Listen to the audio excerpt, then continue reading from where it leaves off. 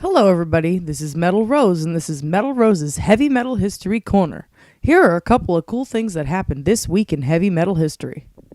On September 28th, 1991, on the week of their album Nevermind being released, Nirvana made an appearance at the Tower Records store in New York City. And then they played a show at the Marquee Club in New York City as well. Their single, Smells Like Teen Spirit, had also entered the US Top 20. I remember when that album came out, and I remember loving the single even though I was very young.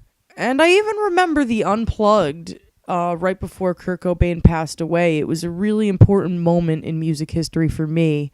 I wonder what everybody else thinks. Also on September 28th, 1991, Guns N' Roses released two albums, Use Your Illusion 1 and Use Your Illusion 2, which debuted at number 1 and number 2 on the UK album charts. And they also debuted at number 1 and 2 in the United States. That's pretty impressive if you ask me.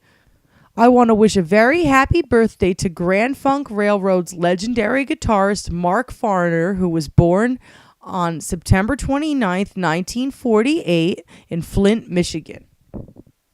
On September 29th, 2003, Ozzy Osbourne announced that he was writing a Broadway musical based on the life of Rasputin, a mad monk of Russia.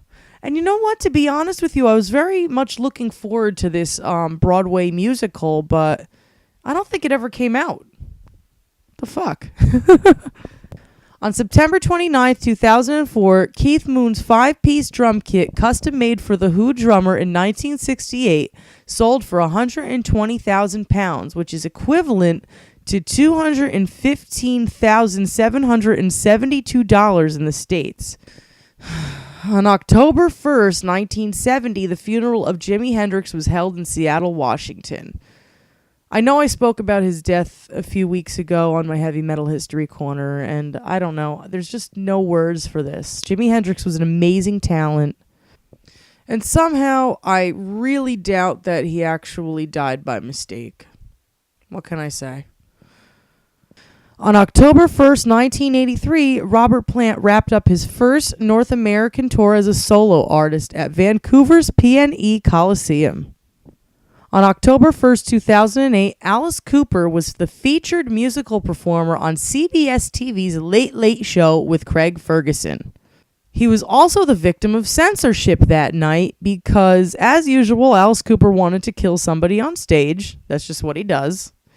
He wanted to pick a female audience member to choke on stage with a silk scarf. Of course, this is an act, not really choke on stage, for the band's live performance of the song Vengeance Is Mine.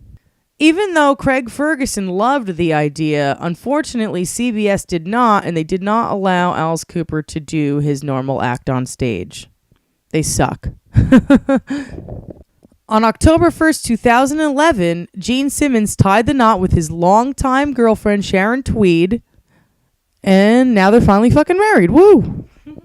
On October 2nd, 1977, Gene Simmons picked up a platinum record for his self-titled solo debut. Awesome job, Gene, even though you're a fucking prick. On October 2nd, 1999, John Paul Jones, former bassist and keyboardist with Led Zeppelin, played his first solo concert in Galway, Ireland.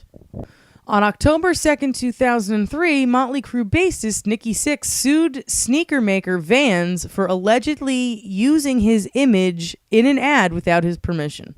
On October 2nd, 2003, Courtney Love was treated for an overdose hours after being arrested for attempted burglary in Los Angeles.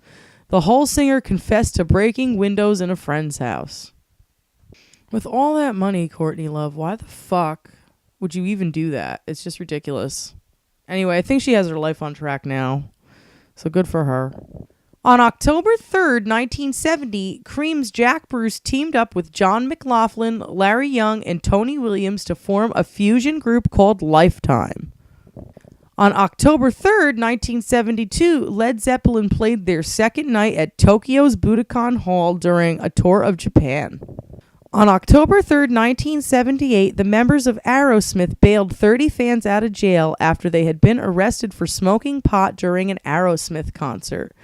at the Fort Wayne Coliseum, and good for Aerosmith for standing up for marijuana rights. I love you guys. On October 4th, 1970, Janis Joplin was found dead in a room at the Landmark Motel in Hollywood from an accidental heroin overdose. And I still think a lot of these Forever 27s, Jim Morrison, Janis Joplin, Jimi Hendrix, maybe even Kurt Cobain, were all murdered. This was not an accident. On October 4th, 1974, Irish rockers Thin Lizzy played their first date with the twin guitar lineup of Scott Gorham and Brian Robertson in Wales. On October 4th, 1990, two separate lawsuits are combined on appeal against CBS Records and Ozzy Osbourne by the parents of 17-year-old Harold Hamilton and 16-year-old Michael Waller, both of whom are alleged to have committed suicide after listening to Ozzy Osbourne's Suicide Solution, but the Supreme Court refused to reinstate the cases. And last but not least, on October 4th, 1996, Van Halen announced that former Extreme lead singer Gary Cherone was chosen as the new lead singer of the group to replace Sammy Hagar. Well, that's all I have for you guys today. Please visit my website, www.heavymetalrose.com, and please visit my band's website, www.orbinaut.com. See you all later. Have a great night. Bye-bye.